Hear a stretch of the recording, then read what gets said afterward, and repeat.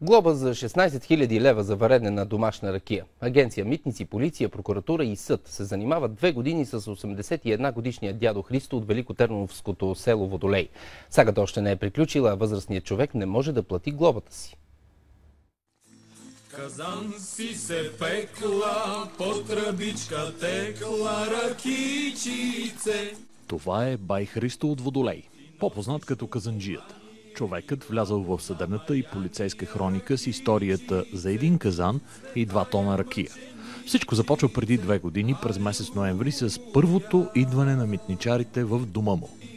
Дойдоха митничарите, свариха и тук, че незаконен казан, ами не е законен, ама... Така, по сигнал митничарите хващат бай Христо да вари ракия на свой съселянин и му казват, че ще му наложат акт.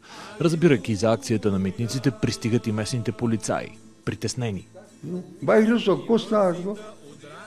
Да не би да вземеш нещо, да буйстваш, да стреляш, да такова, защото те знаят, че аз имам и пистолет. Ти имаш оръжие, ще браниш ракията. Викам, няма да ги застрелям, не бой се. Аз имам съвест и морал. След 12 часа обследване на терена са иззети 1790 литра ракия, варени през годините от бай Христо. След няколко месеца казанджията пише писмо до митниците да му дадат от отлежалото питие за сватбата на единият от внуците му. Внука се жени.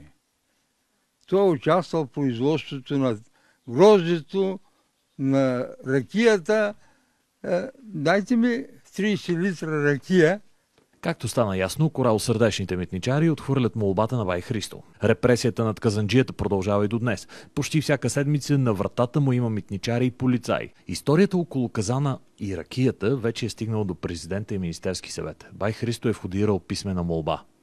От президента искам и от Министерския съвет искам да отменят този закон за акциза, защото е корупционен.